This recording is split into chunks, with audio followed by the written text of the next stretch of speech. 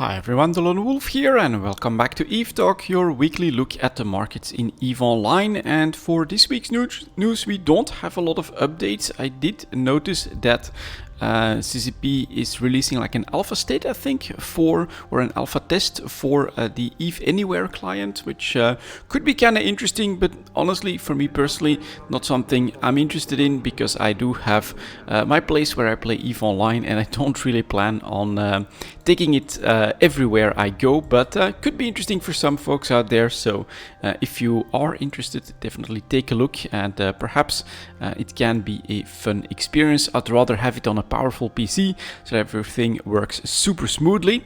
Other than that, yeah, we don't really have too much to say about the development front for EVE Online in the last week. So let's take a look at the New Eden store, see what's happening over here.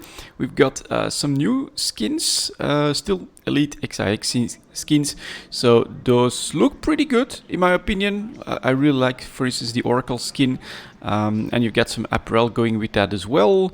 We get a bundle going with Omega. I'm not sure if that's actually like a sale, considering it only says bundle, so it's not specifically any real advantages. And then we go for the services. Yeah, only the bundle, nothing that's marked as sale this week. But yeah, we're right after FanFest, so obviously there tends to be a little bit of downtime here, and the summer is coming as well, which also does tend to be a period where things are a little bit calmer at CCP when it comes to development and news and things like that. But hopefully we get some of the stuff that was basically announced at FanFest. Let's move on to the markets then. As always, we start with plex and stuff. That's coming in at 2 minutes. There we go. And yeah, let's take a look at the plex market then. We'll start with the price history, and you can see that we have a breakout, a one-year high point above 3.5 million for the average prices. Quite noticeable in my opinion as well. Last couple of days, as we break 3.5 million, the volumes are starting to come down, and so I think here we are starting to see the effects of the price increase for plex for the subscriptions to really show through the market. It's actually deployed now, so you have to pay the higher prices, and the market is basically digesting that new reality. Impact on the multiple pilot trade certificate is that one starts to actually go up at a faster pace as well. I think we're basically out of the volumes that we've gotten in the sale in February. You can see how much slower this market tends to be. Volumes were actually up for quite a while, and so we were basically absorbing all of the purchases that happened during the sale, and it only slowly edged the price back up. But now all of a sudden we find ourselves above 1.5 billion again, which is close to the one-year high point. So a bit of a catch-up has just happened in the multiple pilot trade certificate on the one-year high point, or breakout you could say, for plex, which is kind of normal, right? It is like 30 days of training time for a character, and so there is a certain equivalence there that eventually, if the imbalance between plex prices and the trade certificate prices becomes too great, there will be people that will take advantage of that one. And as a result, we are well above 1.5 billion for the sellers, and buyers forced up to 1.4 billion as well. Not a lot of them remaining in the market. I think that's kind of normal as well, considering that this is becoming really a niche item, a very expensive item that has made that catch up to plex. Let's also take a quick look at outside of JITA. Actually, I haven't done that here. A little bit of competition, but you can see 375 million. So that's not a very big change, and then hardly any change here either for the buyers of plex. All right, let's actually open it up and then move on to the skill extractor next. Here it is. Start up with the chart, and that was sort of inevitable. We have just broken through the 400 million barrier without too much resistance, and we're going straight up to the 430 million mark for a skill extractor. That's the impact, of course, of plex. This whole segment of pilot services does tend to communicate with one another. 427 million for the sellers and 406 million for the buyers as well. Buyers of skill extractors forced up above 400 million, and will it be economical to actually have a toon that's just, you know, plexed and then create skill points. It's going to become very, very difficult to make that happen. And I would also say that if CCP then comes out with a plan for the removal of the what are they called again? Let's see, mutations, and this is it attributes, I think. Well, anyways, it's like perception and all the other things that you at the moment boost. I'm not sure why the hell can't I remember the name right now. Must be in a different mindset, but you know, like willpower, that basically increases the speed at which you acquire skill points in the game. I think that's where this becomes dangerous. We know it's on their radar, we know it's in all likeliness planned, but at the moment skill extractors are becoming very expensive, and I think there are still players out there that are trying to make it work. If they have full +5 implants, for instance, they can accrue skill points at quite a faster rate, and perhaps there is margin there in order to make it economical. But if that advantage is completely gone as well, then of course this could really crash the whole concept of skill extractors and skill injectors, in my opinion, at least for profit, right? You would only do that then when you've accrued all the skill points you want on a character. You're still keeping the character training, but basically you don't know what to do with those skill points, which will become a far rarer thing as well, in my opinion. So it's going to be interesting to see how that evolves if CCP comes out with some news on the attributes. I think it's attributes for the characters. Impact on the injectors, that should be going up on all of that. So let's see here, it is not. That's kind of interesting. I thought we would be going up. Now, one thing though, in April, we went to the 1-year high point and we're still above 700 million. So we're still in pretty expensive large-scale injector markets, but this sort of what I was talking about, I think, with increased plex prices, increased skill extractor prices, and then flat skill injector prices. It has to be margins from those that sell the skill or that create the skill injectors that are going down under these circumstances, and that could become even worse if CCP does basically help everyone gain skill points at the exact same rate, just depending on their subscription status. And as a result, this could really crater the demand. I think, well, actually demand could stay up decently well, but who is going to create these when the economic incentive becomes far harder to make happen? Well, we'll see, of course. 710 million for the sellers, 670 for the buyers. It's a pretty narrow margin right there. And so basically the market is, I think, getting ready to go back up. That would be my expectations, despite the fact that the minimum prices are definitely pretty low towards the 650 mark. Then we have the small skill injectors that have basically made a little bit of a top at 160 and are also flat for the last 2-3 weeks here, just below 150 on the chart. We are talking 145 million for the sellers and 133 for the buyers. Also a pretty narrow margin in my opinion. So this is again a bug. And here is the one difference, right? The minimum prices here are on the daily averages, and you've got the peaks going up towards the 150, at least in the last week for a couple of days. Everything has closed down on the current rate, and then we will need to see where we go from here. But I think on the increased plex prices, on the increased extractor prices, that we will start to move up, despite the fact that we're still on pretty much 1-year high prices. The daily alpha injector next, is that one continuing to go down? No, basically flat as well, below 50 million.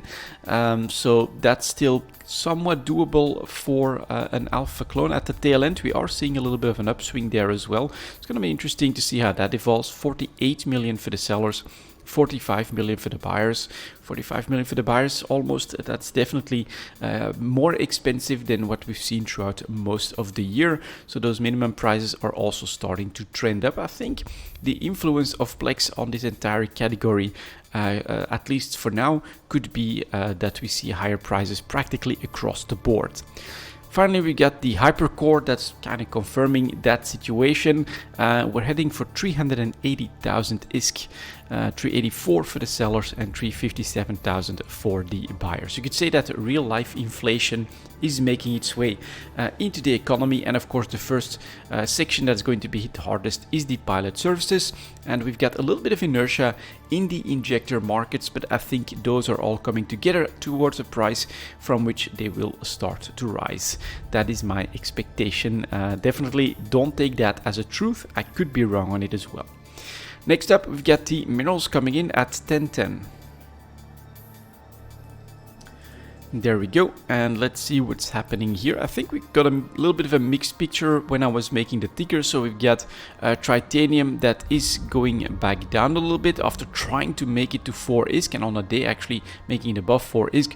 We are settling down a little bit below that. We are talking 380 pretty much for the sellers, 373 for the buyers. I would say the good news is that that margin has really collapsed on the pullback from 4 ISK. That means that, in my opinion, there is strong demand for titanium. You can see here buy orders of almost 1 billion units at 370, 4 million units at 372. So there is pretty strong competition to pick up titanium at around the 370 mark. Sellers are willing to go well below 4 ISK in a pretty aggressive way, but at least we don't see 350 or even 3 ISK come into play anytime soon. So this could just become the new range for titanium, a little bit below 4, and on some good days where perhaps there's extra strong demand or not enough supply, we could make 4 as a good price for titanium.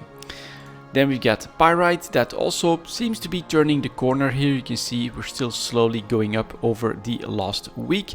8 ISK for the first seller. That could be, no, actually that's kind of a weird one. Yeah, we should definitely take the JITA prices because it's actually 885, almost 9 ISK now for the sellers, and 853 for the buyers. A couple of 100 million unit buy orders coming in here as well that are keeping the market from really crashing back towards 85 or anything like that. So for high-sec miners, slightly better prices. I mean, just 6 months ago you had way better prices than this, but at least I do think that the Siege Green update will have increased demand a little bit for those minerals, so you're getting a little bit more for the time spent mining at the moment. And then we get Mexalon that is actually doing the same thing. What I kind of like here is how all 3 high-sec minerals are moving in the exact same direction. All of these do seem to have basically found their place in the economy. Supply is what it is, demand is what it is, and we're moving from there across the board. So a good week for high-sec miners is pretty much a good week for all of those minerals, at least this week I would say so. And we're back above 50 for Mexalon, at 65 in fact for the sellers, and then 60 for the buyers. I would say that the most volatile one will always be Mexalon, as it is far more likely to become a bottleneck all of a sudden in nullsec. Pyrite and titanium will have a more stable chart in my opinion. Then we move on to low sec. Here is the Isogen chart that has very buggy because we would need to see a sell order go to 1250. I don't think that that's what's happening, but let's take a quick look at what's happening like this. We're back above 350 and there we go. Expensive 352 for the sellers, 330 for the buyers. Now I'm quickly going to check something. My theory is that that could be what's happening here. Anything in the last 24 hours then? No, but that maybe this bug out for the range of today that seems to be happening here has something to do with the sell orders that are being placed, or the full range of the sell order seems to perhaps have something like here, right? It does feel like it's 200 million units at 1200. That's actually showing up right here on that part of the chart. So that could be part of the bug, that when there's not enough sales, it's actually somehow going back to maybe like the largest sell order or something like that for the range. Anyways, the trend is clearly up. at the moment back to 350, 330 for those buyers. And so I would say that we have indeed stepped into that second leg of what we can expect for Isogen, which is more volatility, not a straight upwards moonshot like here when we went from 100 disk to 350 pretty much without any hesitation. This was, as I've told many times, because we were starting to use up some of the old reserves of Isogen that existed out there that were mined in the way back machine, a time of plentiful, and now we are getting closer and closer to those active supply demand situations where eventually, of course, there will be periods, perhaps some CCP announcements, some news, some things happening in game where demand will slump that will actually have an impact on the price, and we went back from 300 to let's say 320 or something like that.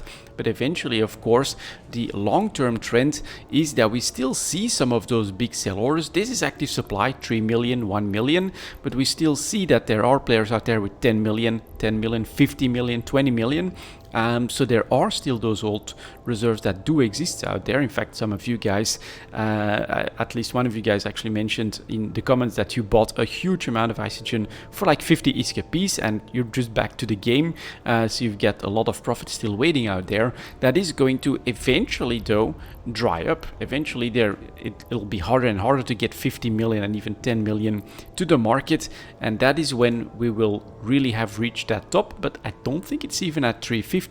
Although there is of course some competition coming in here, I do think that we could be in for even higher prices. And yeah, seller that went for 200 million units is now actually pinning 1200 as that price range. That might be a little bit optimistic because that's even more than Noxium. I don't think that that's going to happen, but that there are still higher prices potentially in the pipeline for Isogen, I really do believe so as well. Then we've got Noxium that is already in this mode where there are no billions and billions of units waiting out there to be brought to the market, and so we get a little bit more of that active supply demand situation. What's quite noticeable, very expensive here in March, going for almost 1500 ISK, and we've been going down for a couple hundreds for a couple of weeks now at this point, maybe even 1.5 months, and volumes have actually been up on these lower prices, so people are taking advantage of that.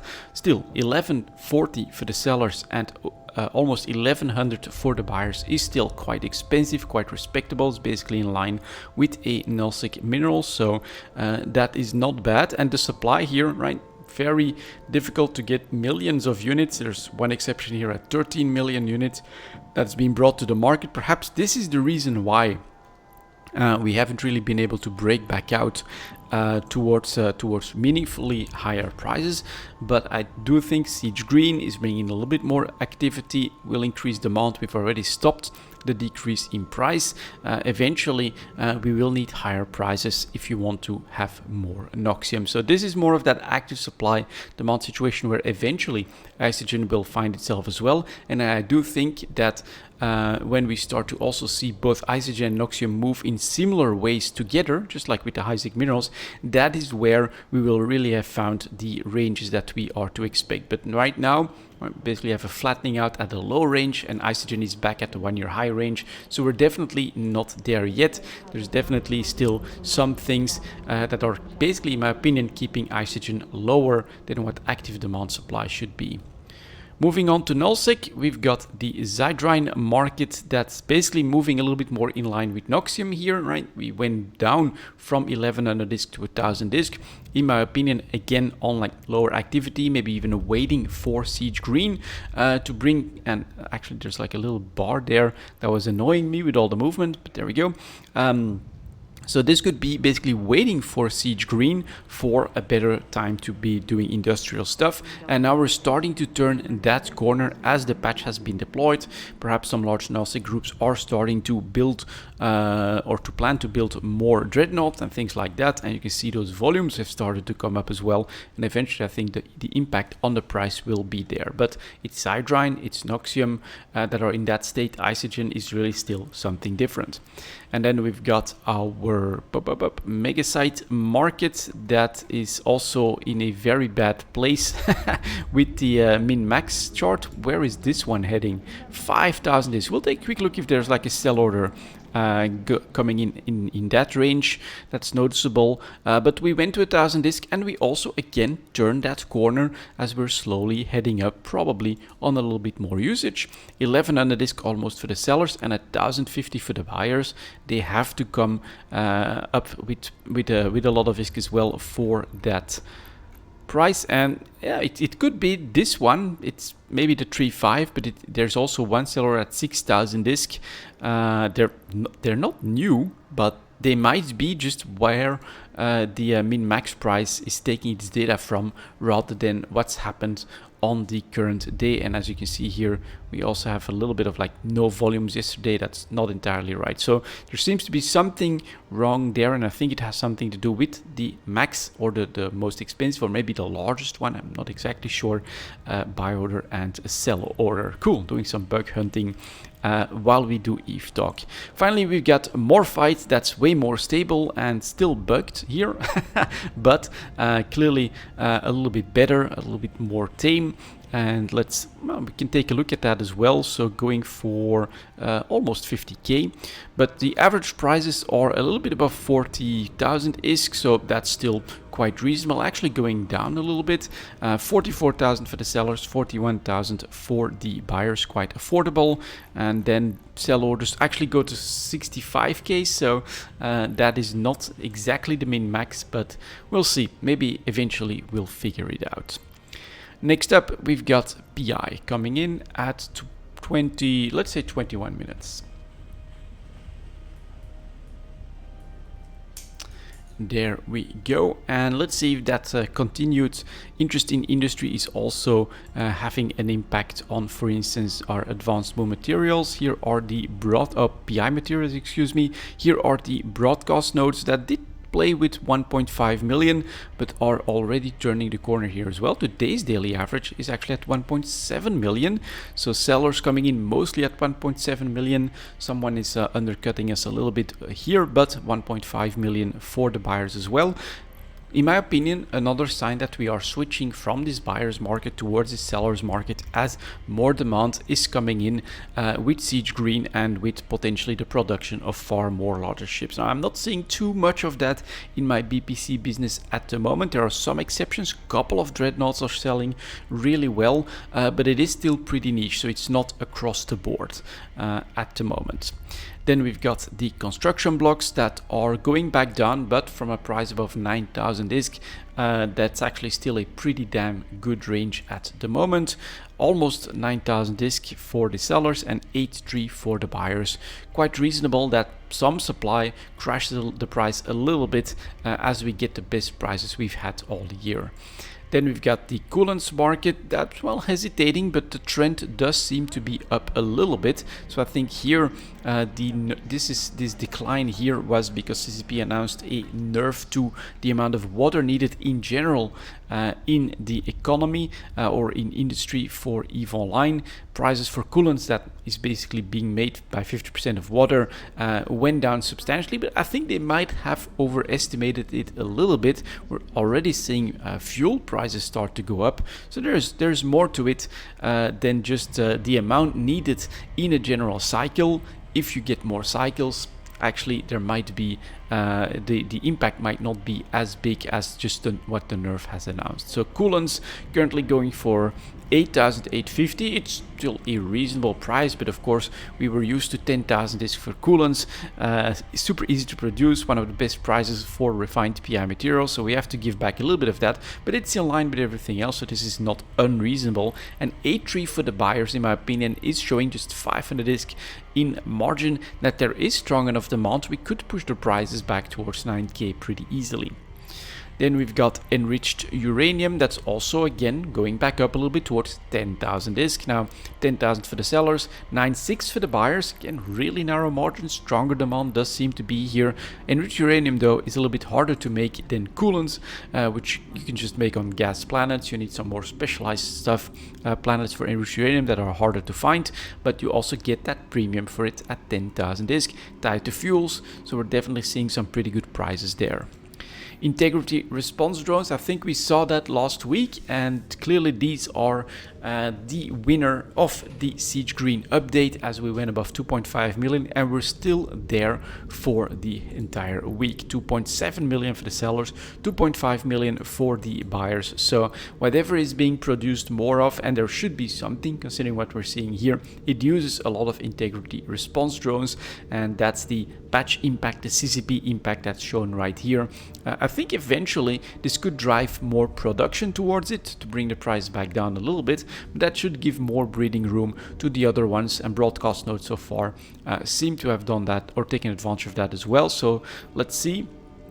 As we continue, we've got mechanical parts, nice 1-year high point just a couple of days ago.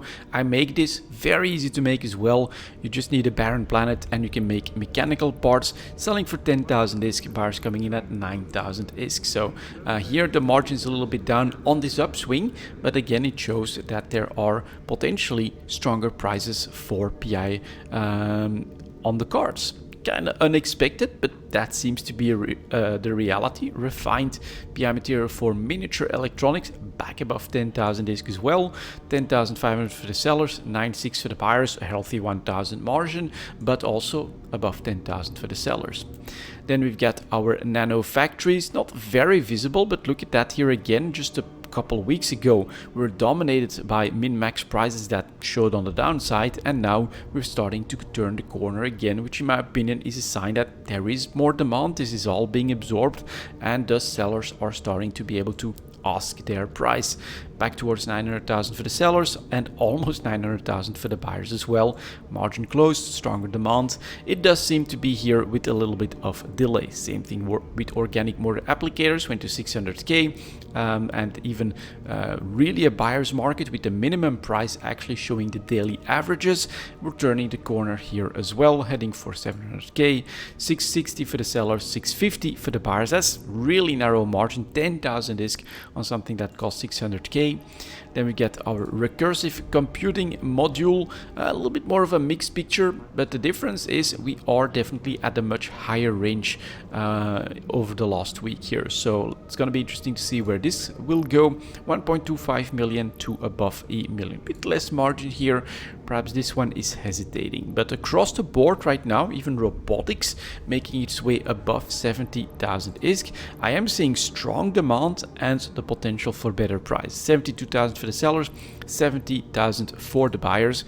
Yeah, 1-year high point, best price in a very, very long time for robotics, which is, in my opinion, one of the very interesting ones as well, because there is a planet type, I believe it's like magma or something, where you can actually make robotics on a single planet, which is really cool because you just need to make coolants, and I think it's coolants and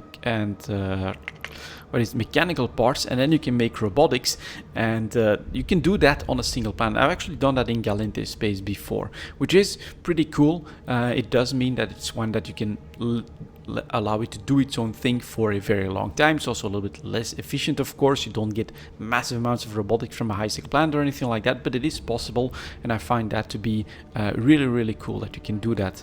Make a specialized PI material on a single planet. It was very nice when it was going for like 120,000 a pop. Now, of course, not that great a price, but you can see here we get a little bit of a breakout, so good news here as well, I would say, for those that are doing PI.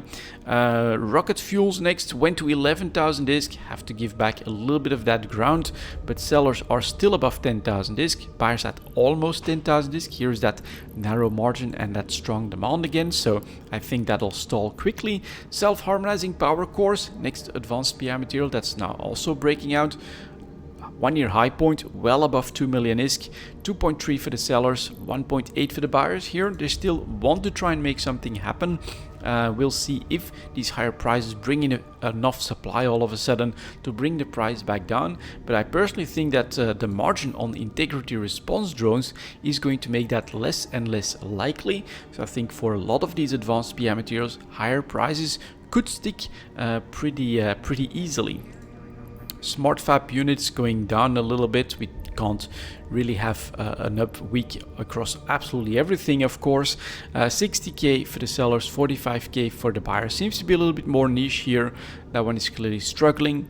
Then we've got sterile conduits, that's also going back below $1 million. We've got our exception in advanced PI as well, currently selling for 937, buyers at 927 though, so that's a super narrow margin as well. On this one I think we'll stop. You can already see that the minimum prices are starting to go back up here on that higher demand, so I think we'll turn the corner in the upcoming weeks here. Supercomputers slowly trending back up, but currently specialized 72k to 65k.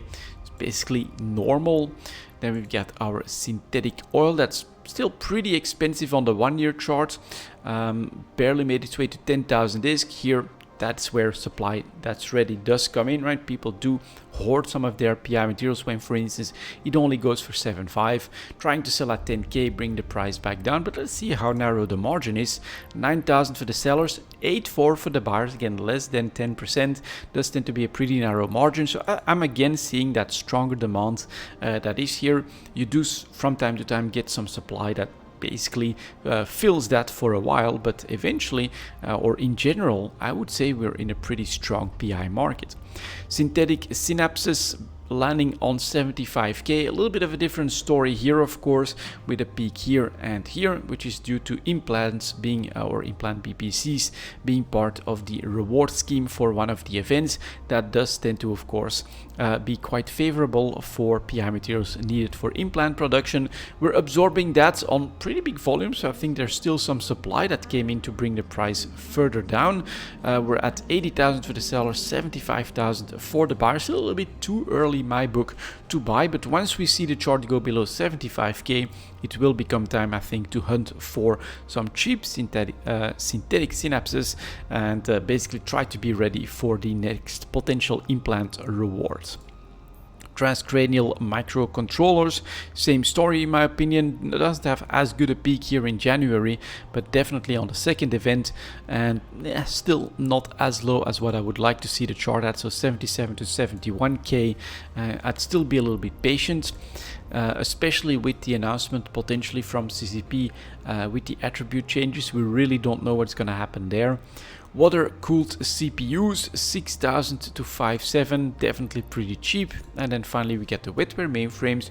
That's been going on an increased price for the last couple of months and is still just slowly keeping that margin between 20-day and 5-day moving average. Now the min-max prices, but again that's today's prices or chart, so can't really rely on that too much. It does seem to be slowing things down.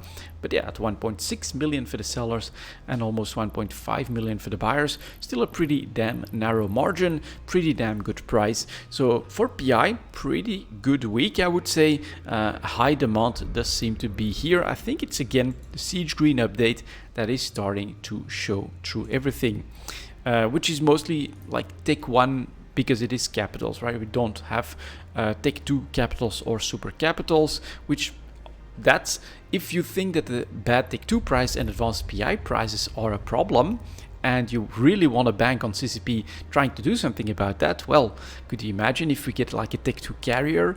That would demand a lot of these items. They're cheap at the moment. Maybe they're prepping the market for something like that. This is pure speculation on my part. But if I were basically like in-house on CCP, I'd be looking at, man, these Tech 2 ships are becoming so cheap.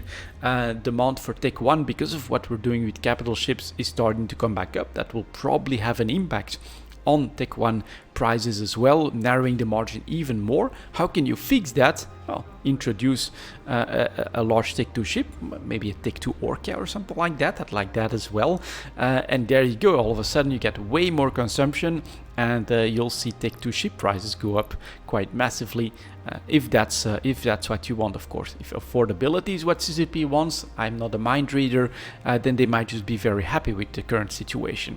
But let's take a look at what it actually is. Advanced movements coming in at 33.30.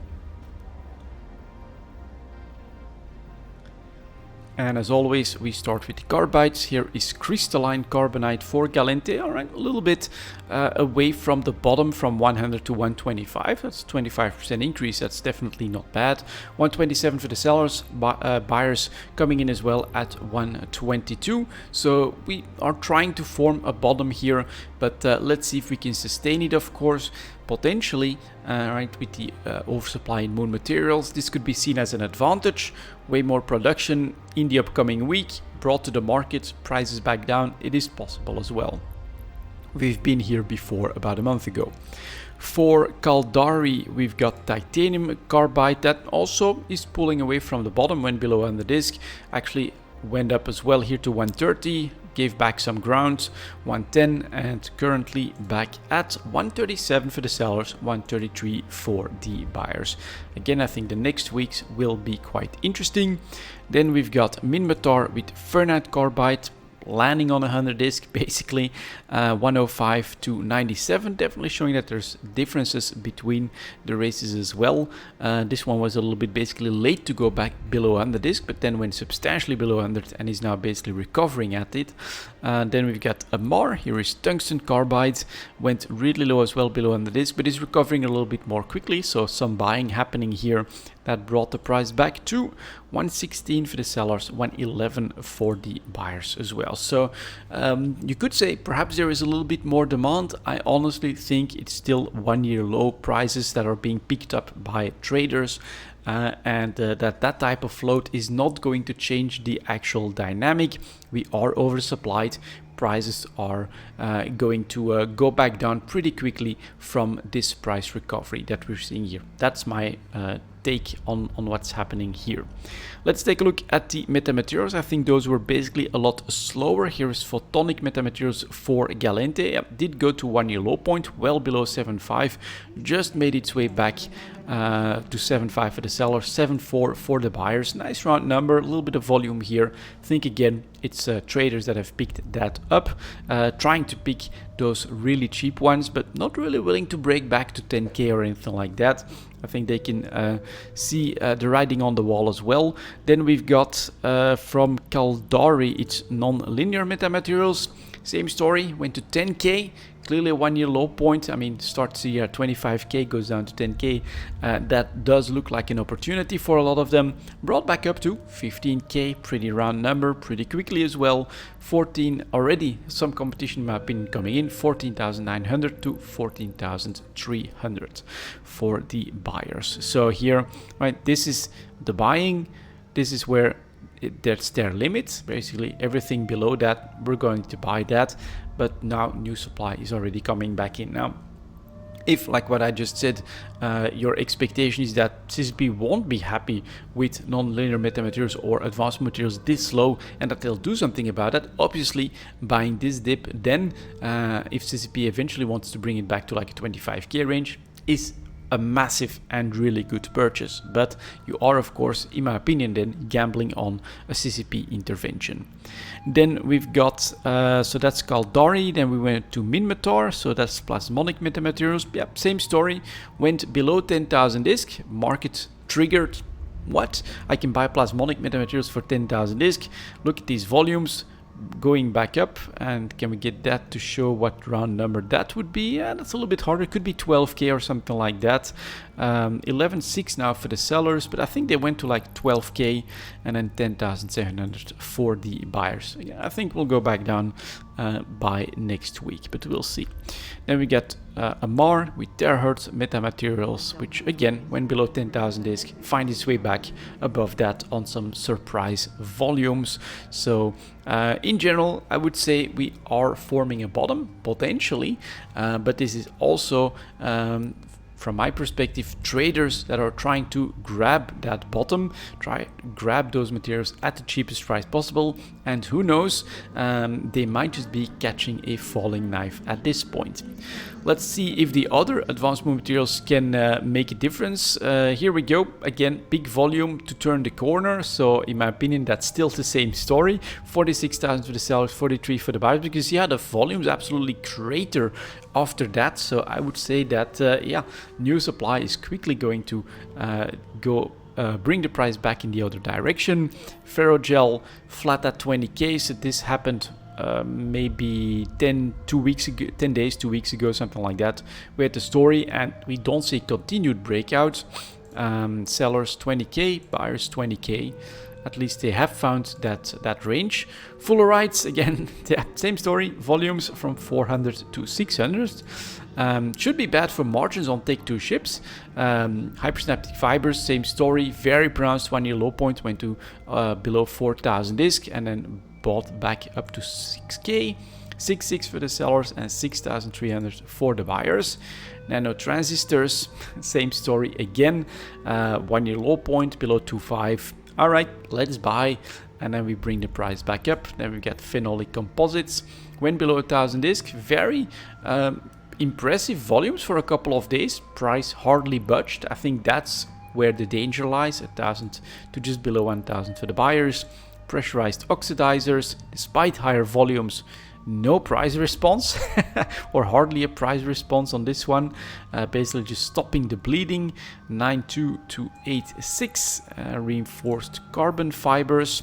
Here we have clearly a chart that did that. It was also one of those new ones that went well below 10,000 disk, forming below 7,500 here. So very pronounced 1-year low point. Here the volumes can have an impact on the market. 8.4 to 8.1, and then we get ceramic fibers finally. That's maybe trying to do that again a little bit as well, but overall, again, my theory here is these are very local and temporary volumes. I see this as traders investing in Tech2, in these advanced boom materials, being ready for the future. I don't see this as structural increased demand, so I think the pressure will be back in the upcoming weeks. Then we have our Take-Two ships coming in at 40.45. And here's going to be interesting, in my opinion, if these investments in advanced materials finally, some players at least pulled the trigger. Will they have spotted the same thing in Take-Two, and will they pull the trigger there as well? Is their wallet big enough? Let's see. Here is the Basilisk. We get the volumes, but the price response, not really. 126 million to 117 million. Here is our new range. We went up a little bit, but we're already coming back down on the daily averages. The spread is already back well below 130. Then we've got the Cerberus trending down again as well. So high point here. Let's see if we can get that to show.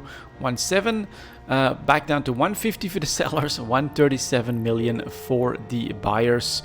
We'll take a look at that later, but I do get those notifications. Well, there you go. Maybe some spoilers there from people that send me emails, but it's not too much on this character, so I think that's all right. Then we've got the Curse next, going from trying to form a bottom, heading back for 150, but not able to really break out from here. 147 to 132.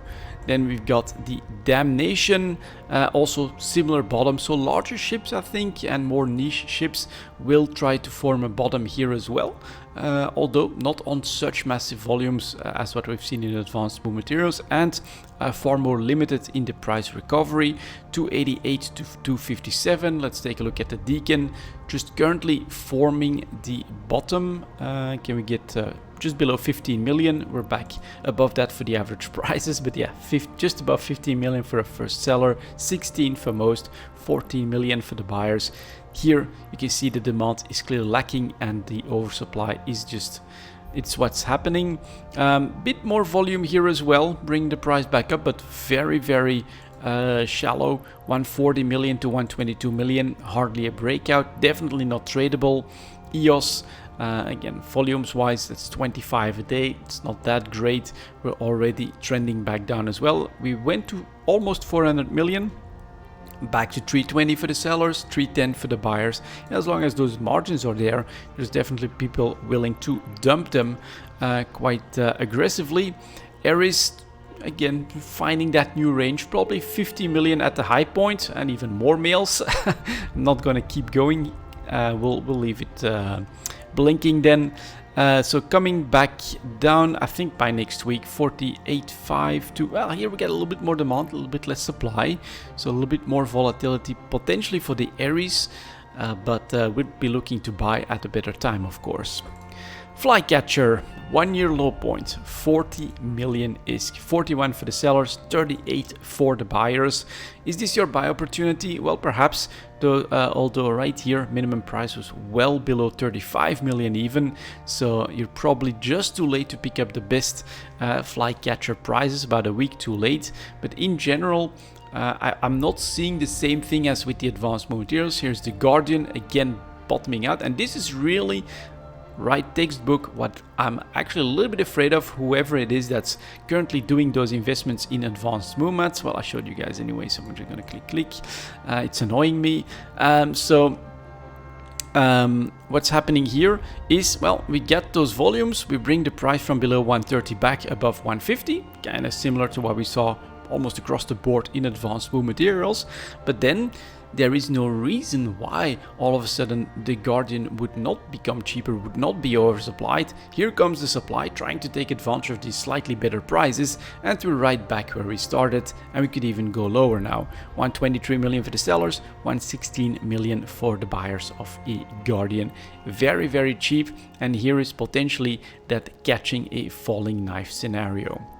Then we get the Heretic, right? Went back above 40 million, can't defend it. We're back below that.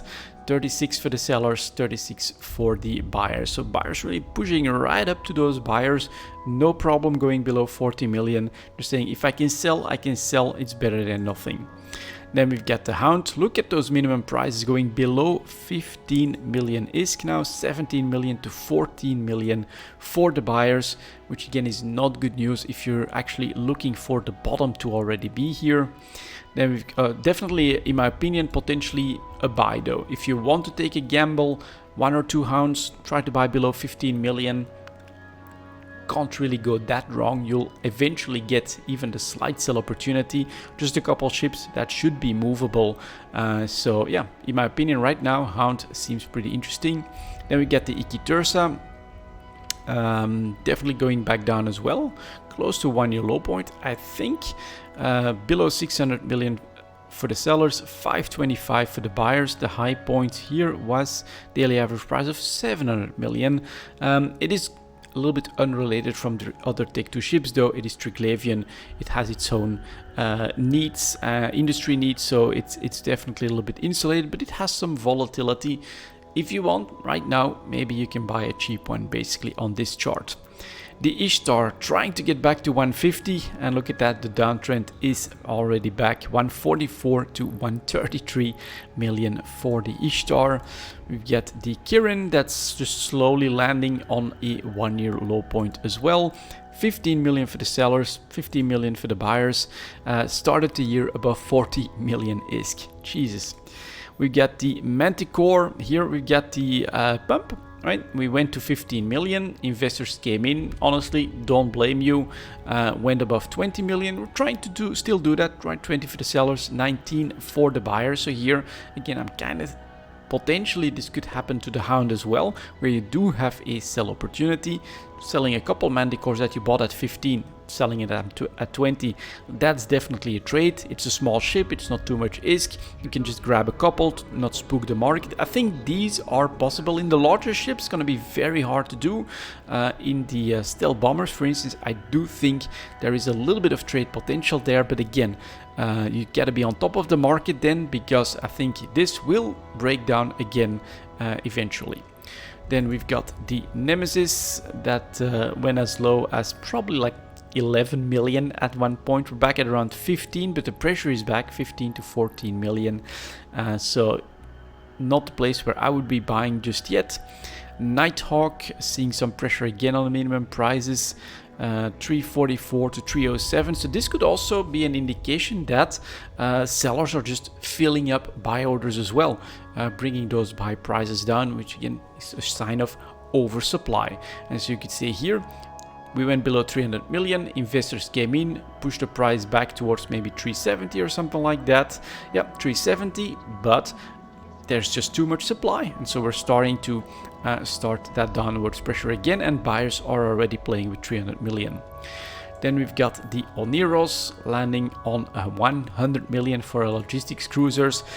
I think last summer this would have been a dream situation for some alliances. 100 million to 90 million ISK. Could be investment worthy, right? Buying at 90, kind of below everything else we've seen for the cruiser size, or it could be the canary in the coal mine and very bad news for the other cruisers. Then we've got the Purifier, back above 15 million, 17 for the sellers, 15 for the buyers. And this is something, honestly, another reason why you shouldn't make those purchases with too many ships, right? This is a scenario that's possible as well. We do get a slight uptick in the price, but that's definitely not enough to make a trade out of it. And here for the Purifier, for instance, we're just getting squashed so heavily that even the buying just doesn't have an impact on the market. Then we've got the Rook, continued pressure, and we even have here a minimum price towards 50 million ISK, 133 to 110. 110 for the buyers, that's definitely a pretty cheap Rook, but always the warnings, of course. Saber making its way back a little bit, went below 40 million, and that's actually tradable, right? 47 million, almost 20% from, well, actually we went below 40 million, so you definitely have like a 20% one here.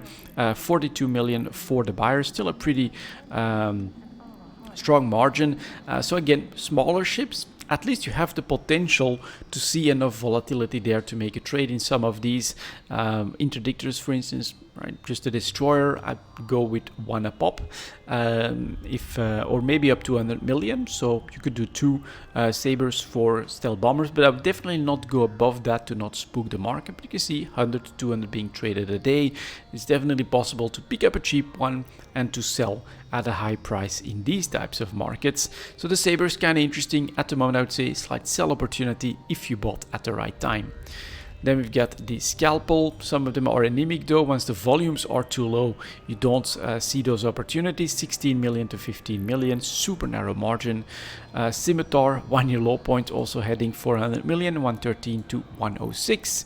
Then we get the Slipnir, right? Another, in my opinion, falling knife that's being caught. It's a popular ship, but yeah, 25 a day at the high end is not enough to really make trades happen. So we went well below 300 million, pushed back up towards almost 400 million, but just maybe 10, 20 Sleipnirs will bring the price back down. Below 300 million for the sellers, 250 for the buyers. So whoever bought here, yeah, is already looking at a loss. Then we've got the Vagabond, slightly back up again, forming a bottom below 150. How long will it last? Not long in my opinion. 167 to 148. Different volume, 50 a day. Slight opportunity there. Yeah, maybe is it around 100 million? Yeah, a little bit more expensive, but maybe, right? The Vagabond has potentially the volumes for a trade, and yeah, if you bought at the lowest end, 130, and you're selling at 165, you are looking at a decent profit.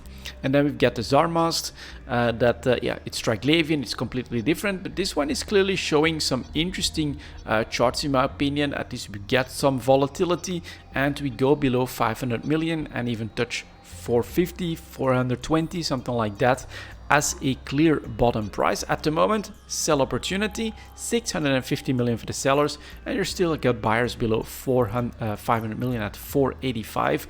So this is one, yeah, you need bigger pockets, of course, 500 million for just a single ship, but we do have the volatility here despite the small volumes. Because it's Triglavian, it is different there. I think there can basically be, just like in real life, there can be problems in the supply chains so that supply dries up enough that prices are forced up substantially, which then eventually fixes the problem to bring the price back down. That type of stuff is tradable.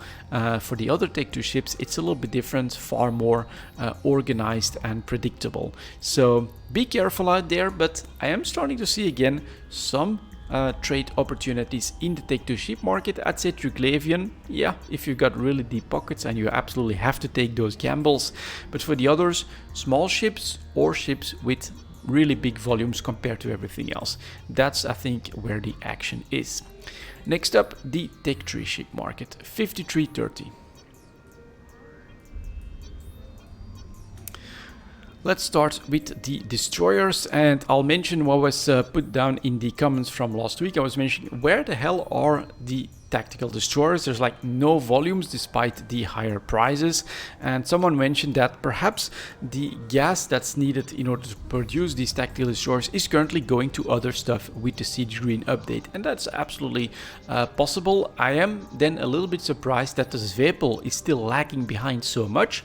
But let's see what's happening this week. A Confessor back above 50 million ISK, and still no new supply, 54 million to 47 million. So that's quite expensive, and definitely caught up to the Hecate and the Jackdaw from last week.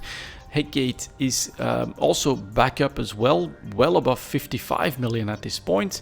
Sellers coming in at 56, buyers at 53, and new supply, well, we get what I would call a normal couple of days here. That's 7, that's 10, maybe 30 or so, close to the last 24 hours. So at least at 56 million, there's a little bit of an incentive to bring some stuff to the market, potentially even make some of these ships. And then the Jackdaw is back above 55 million as well, 57 for the sellers, 53 for the buyers, and we're starting to see a little bit of supply as well. So this could really be the explanation, at least for these 3 ships, that it only becomes economical at the current gas prices once we go above 55 million for the sellers to really produce a Jackdaw, a Hecate, or a Confessor. Let's see what the Zwepel is doing. Zwepel is alright. It's caught up, so now I'm okay with the theory.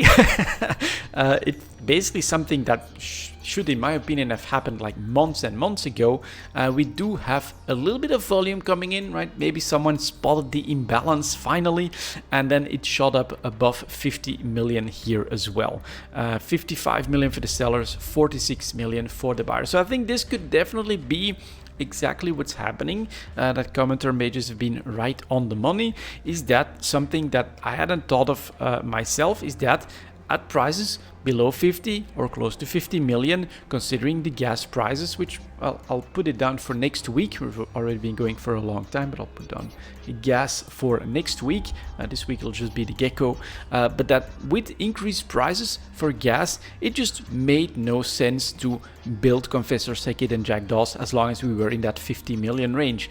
And then the Zwepel was just basically forgotten by apparently everyone, and finally someone noticed, hey, they're selling Zwepels that's probably take 55 million just to be economical as well, and they're selling them at around 45 million. I'm gonna buy all of those because it just doesn't make sense. That's a big spread here, just between production cost and actual cost on the market, that you can't take advantage of, because no one is going to bring in Zwepels and try to sell them at 45 million when that's just not when there's just no profit in that. And so finally someone spotted, and we have the catch-up that happened. Man, took a very long time though, so it really does show, in my opinion, that perhaps CCP could take a look at the Zwepel as well, and why it's so unpopular compared to everything else. Even the markets with you know, a massive economic incentive. Look at the Hecate, you know, above 55 million, showing that in April.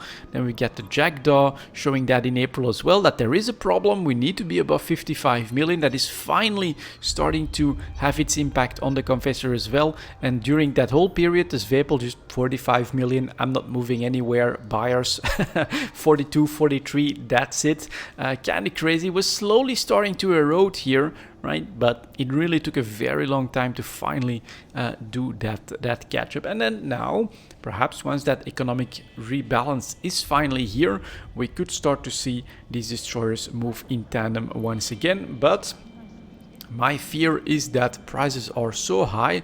Compare this to like a Tech 2 cruiser, it's all of a sudden become very expensive, that it just might have become such a niche thing. Why would you spend 55 million on this when you can spend like 100 million and get a Tech 2 cruiser that's gonna be honestly better for a lot of, especially the PvE stuff. So it's going to be interesting to see how all of this evolves as well. Next up, we've got the cruisers. Here is the Legion. After selling for a while, well above 200 million, is finally starting to break down those minimum price back below 180. 185 to 172. I'd almost say that that's a slight buy opportunity already, but you do have to grab one from the buy orders. Then we've got the Loki doing the exact opposite, went to 190 on the chart, and yeah, those minimum maximum prices not that great, so very difficult to grab a cheap Loki, but if you can, you probably manage to buy one close to 180. It's now selling at 211 and buyers forced up to 188, so a little bit of volatility here. Honestly, that's tradable. I'd say Legion probably in a buy opportunity, Loki probably in a sell opportunity. Then we've got the Proteus working its way up as well, but the spread is still quite high, 198 to 176. That's almost, you know, buy here, sell there. You're practically making ISK, and look at the spread between min max. It's almost possible to do so. So kind of interesting. Then we've got the Tengu, that's starting to see pressure, right? 192 for the sellers now. It's 194 on the ticker, I think. So that's just one ship that just came in. And then 180 for the buyers. Not enough of a spread, in my opinion, to really make that a trade. But if this pressure continues and we start to eat away at this, perhaps another buy opportunity could form itself in the Tengu market as well. So that's interesting. Again, we do have a theory. It's just a theory. I may be completely wrong on what's happening with the destroyers, but in my opinion, it could really mean that they've lost a lot of utility because of the cost and because of how cheap Tech 2 is at the moment. And then for the destroyers, tactical cruisers, excuse me, that's where I'm actually starting to see a more predictable pattern and some potential trades happening as well. So overall, very interesting, and we're clearly seeing the changes in the game are starting to really ripple through the entire market as well. Next up, or I should say finally, for the extra product coming in at just above an hour, 10030. Just a quick look at the Gecko with the pilot services going up like crazy. Let's see if like an investment type of unique item is doing something as well. Yeah, it's going down. That's very, very interesting. So the Gecko below 100 million, 89 million for the buyers. The chart is very buggy on this one, but you can see close to 1 year low point for the Gecko, and this is, yeah, kind of interesting. Not what I expected. I thought the Gecko, which is a unique item because it's not like something that's farmable in the game, it's something that where CCP has to basically like make it a reward or something like that in order for it to be supplied more of into the game. There is a little bit of inertia there because you know, you can usually have BPCs that drop, and so you know, supply can stay high for a while after CCP does whatever it is that it does. But in general, this is quite often also seen as something that on the longer term will always move in waves because, well, CCP doesn't bring the Gecko back every month or every year or anything like that. It's quite unpredictable, and at the moment it's quite low, while everything else, plex, right, that you would usually see as maybe a hedge against inflation, like plex, maybe injectors and things like that, are super expensive. So maybe this could be your buy opportunity if you're looking for that edge against future inflation, against future higher prices. Jumping in on a Gecko well below 100 million at this point, or a couple of them, could be the right thing to do for the longer term. You do, of course, need to hope that NCCP doesn't come out and make the Gecko a reward for a while, but this could be the one that could really have a catch-up then to what's happening with Plex at the moment. I'm actually thinking about it myself to maybe pour a couple billion in some Geckos and hope that you can see that they pretty easily do go back above 100 million and even 110, but we also know now that Plex is at 1-year high prices and probably a higher range for the foreseeable future. And I would not be surprised that there is a bit of correlation there between the Gecko and the Plex, especially when we're in like a drought period where CSB hasn't brought anything new for a while. And so I'd say 120, 130 could actually come into play for the Gecko under those circumstances. So I did not expect it to be here, but I would say there is a buy opportunity for the Gecko where you get that long-term investment that potentially, right, I'm not telling you guys what you gotta do, but this is my thinking, that potentially could really be your hedge against inflation for the longer term, which at the moment you don't want to dive into Plex. I think you're too late for that. Those higher prices are already a reality. So maybe something I'll have to look into if I'm quick, of course, because the secret is out at this point. Anyways, that will be it for this ETH Talk, guys. Thank you very much for watching, and as always, I'll see you next time.